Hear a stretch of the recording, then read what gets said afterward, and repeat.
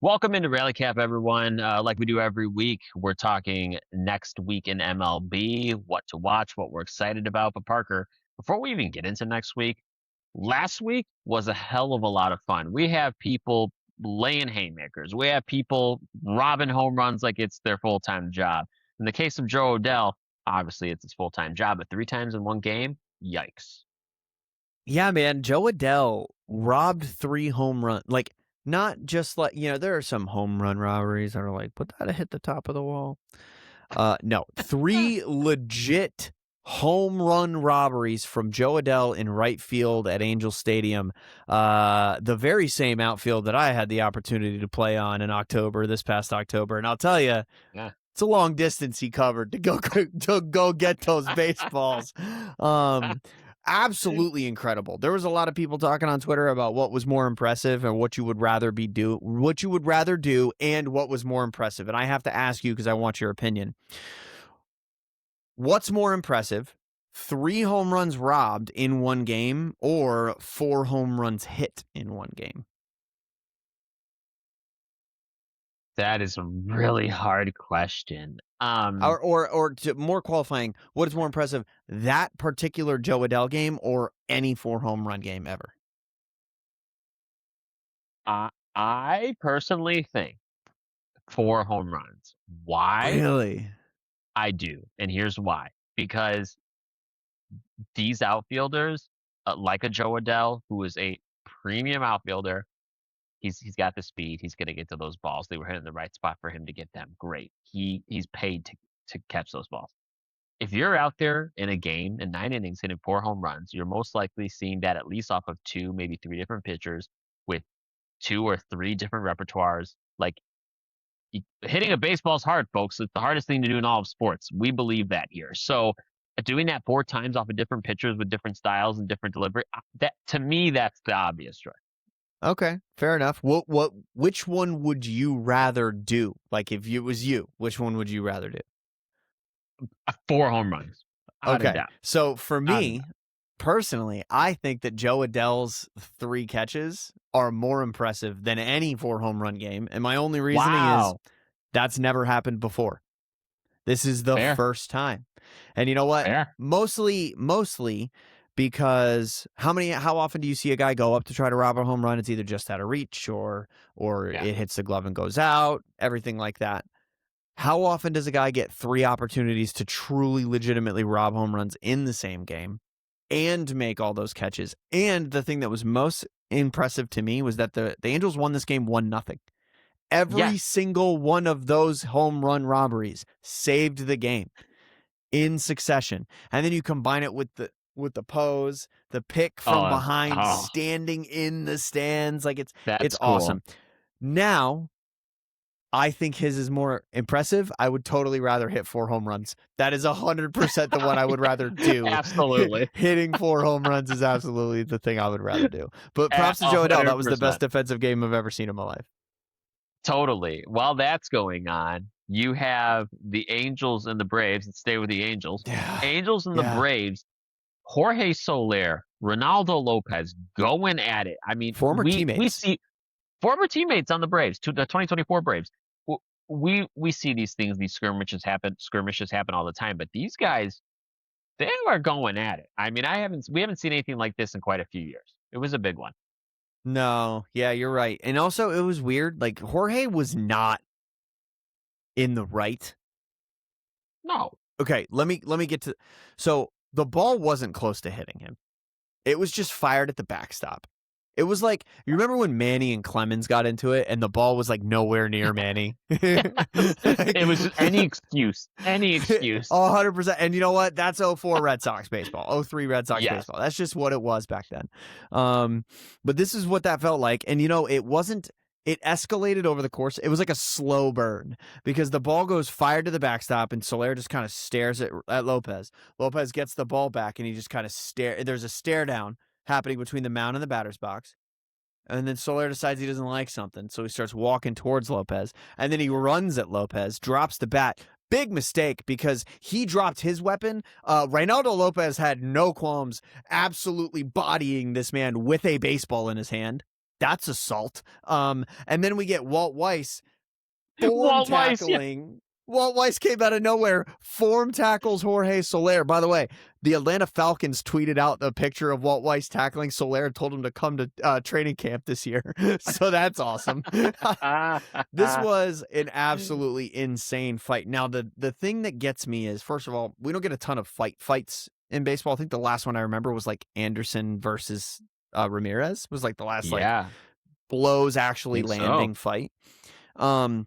One thing I thought was weird was that like the Braves players walked right up to Soler, like Albies and Acuna.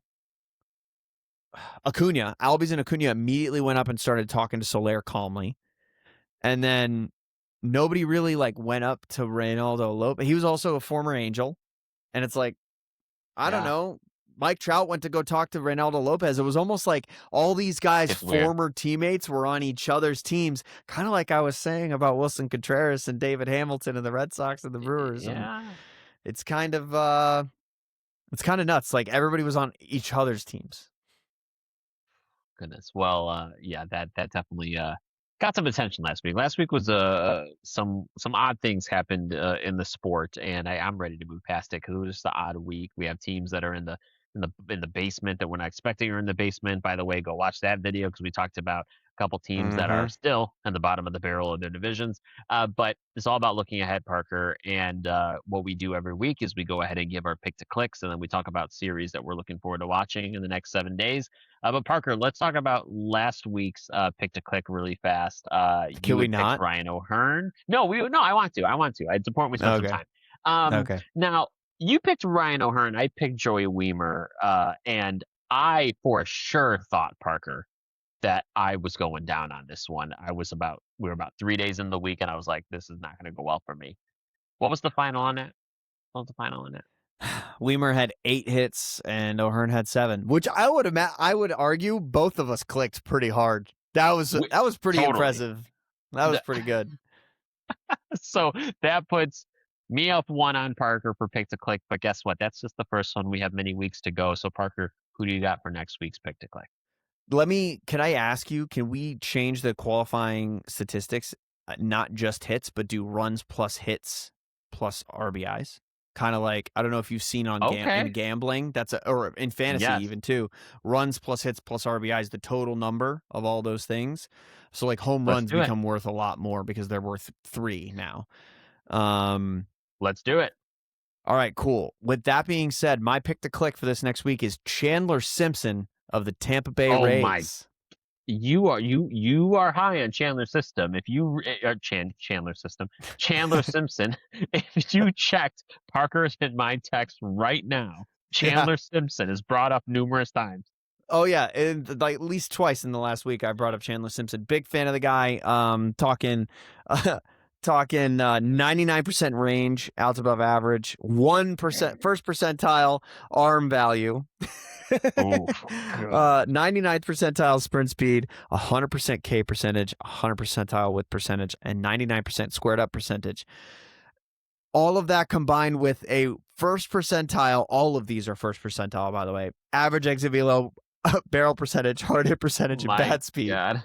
This guy hits infield hits like they're nothing. He's got 5 stolen bases on the year, and this year his OPS is up to a 864. Absolutely love what I'm seeing from Chandler Simpson. Speed kills, and he's the biggest example of it. Dude, you're riding the high on that one. I mean that's a bold strategy, Cotton. Bold It's just strategy. what other guy is like nobody else. Obviously, nobody else is leading the big leagues in hits because he is. But like, when was the last time we saw a guy lead the big leagues in hits with truly first percentile average exit velo? Like, okay, Luis Ariz comes to mind, but this Yeah. isn't Luis Ariz poking the ball over the second baseman. This is Chandler Simpson No. bunting for a base hit, like once a Yes. game. Yes. I just think of Juan Pierre. That's all I think about. Yeah. All I Yep. think I about. love it. Who do you got? Who you got for your Um, pick to click? so I picked my guy mainly because he just murdered the White Sox last week. I'm going to the Okay. Orioles. I'm going to Taylor Ward. Okay. Ooh. Taylor Ward in that game in one game against the White Sox this past week, he went 4 for 5 with 3 doubles. All I right. love that. On a He's tear. And back. he looked like he is back, and he's what the Orioles need right now. They need a guy like him in that lineup to protect the polar bear. So I'm going with Taylor Ward. Big fan. I love that. That's a good pick. I do think I'm gonna win though if Chandler Simpson keeps just hitting these freaking duck farts over second baseman and You may. some bleeders past the pitcher's ankles. Yeah, absolutely. It is not out of the picture. What about games and series, Parker? Games. What are you going to be watching over the next week? So one of the teams that I've been really, I don't know, surprised by is the Rangers. The Rangers are doing better than I Yeah. thought they were. And a lot of people were high on the Rangers. A lot of people said the math is there, the rotation looks better, the lineup is what it's always been, and which is good. And they have a decent record going into a series now against the Los Angeles Dodgers. And I just think it will be interesting to see if, maybe the Rangers take 2 out of 3 and it becomes interesting to see what they can do for the rest of the season. But I want to see if they can sustain this, run that they're on and see if they can continue the hot start. Well, certainly if they can do it against the Dodgers at minimum, if they could take a game against the Dodgers and then be in another one of those games Right. competitively, that's nothing to wag your tail at. That I'd be interested to see where they take it from there. Yeah, I mean, game one. Is it game one? I think it's game one, but we got Kumar Rocker going up against Tyler Glass now. That's just a good matchup. If you follow the game and you're kind Yeah. of nerdy about it, that's a good matchup that you want to see. That is tomorrow, Friday, the 10th. And on the 11th, let me see. I should have had this prepped. I am so sorry. I just want to see Jack Leiter's name. Jack Leiter. Yeah, so Jack Leiter will be starting in game 2 against Emmett Sheehan. And that's going to be a cool little young guy matchup. So definitely some cool pitching going on in that series. And look at these ERAs. I'm just not realizing this. Jack Leiter, 245, Kumar Yep. Rocker, 360, 276 Mackenzie Gore, and then Jacob DeGrom, is he back? 372? What's going on here? Wow. I mean, if the Rangers get this from these guys and Jack Leiter, and Kumar Rocker, let's say they both finally get to like the 160 to 180 inning mark. No. That's dangerous, man. And dude, do you remember 4 years ago when Jack Leiter and Kumar Rocker were 1A and 1B going into the MLB draft? Like, Yeah. it's so cool. First of all, they end up on the same team and that they're both doing well. Like, I just think that's super cool. Go Rangers. And shout out to our buddy Adam. There you go. Yeah. Rest in Peagle. What I will say is, after you bring up Kumar Rocker and Leiter, after there was massive questions if they would even stick at the big league level, and here they are. That's awesome. Well, I mean, I think that those questions were very much founded when it comes to Kumar Rocker. I think Jack Leiter, we were all kind of overreacting a bit. He was fast-tracked to the big leagues in a big way, and this is kind of how that goes. But Kumar Rocker, got drafted and decided to go back to college. Like, that did not go well for him. Nowhere near what we thought was going to happen because of injury concerns and stuff like that. So super cool to see him. I'm all about giving the Rangers their flowers, but I would be remiss if we didn't take a moment here to talk about that the Texas Rangers cannot nail their City Connects. They always my God, dude. suck. It's so Always. bad. We talked about you mentioned the Peagle. We got to get Adam on to talk about these freaking uniforms, man, because my God, they're just not good. The Tejas uniforms are they're red. That's what do you guys want to do? Red. That's it. We forgot. That's like we forgot to do the science project till the night before kind of thing. I just don't understand how, I understand it's difficult. Some teams don't have as much of an identity to their city or their region. I understand that. The history, whatever. But other teams are also in that same boat that are pulling this off just fine. And the Rangers, there isn't a more proud and like historical place to be representing than Texas. And it's not like you have to represent Arlington. No, they're the Texas Rangers. Where are the Alamo jerseys, dude? I don't know.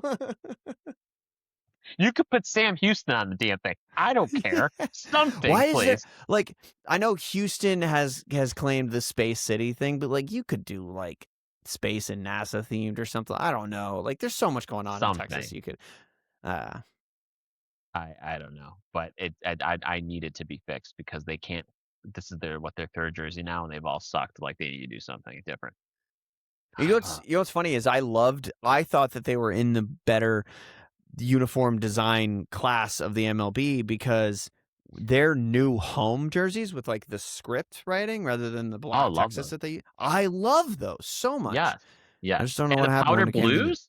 Oh my god! Oh Love well, yeah. I those. mean, that's a cheat code. Anytime you put powder blue in a jersey, I'm gonna be like, "Yep, that's great. Yep, love that. Powder blues for everybody. Yep, 100%." I told you one of my favorite parts about the yellow City Connects for the Red Sox was how much powder blue was in that combo, and how many times I got to wear or see powder blue Red Sox hats around. That was awesome. Okay, this is like a little bit of a tangent, but your favorite powder blue of all time. The current Royals powder blue. Oh, okay, that's a good pick. That's a good pick. Yeah, the current That's Royals powder blue. I love the Cardinals St. Louis powder blues. that's my Um, favorite. Yeah. yeah, I love those a lot. But yeah, it's definitely Oh, the current so Royals good. with just the white block lettering. Super simple, super crisp. Love it. Love it. Parker, I want to watch more Pirates Cubs this week. That's Oh what I'm yeah, following. And here's why, because talk about teams in the bottom of the barrel. Now, I'm not leaving them there for a while, but the Cubs right now are in fact at the bottom of their division at 6-6, so an even 500. Again, I don't expect they'll stay there. I think this is just a blip for them.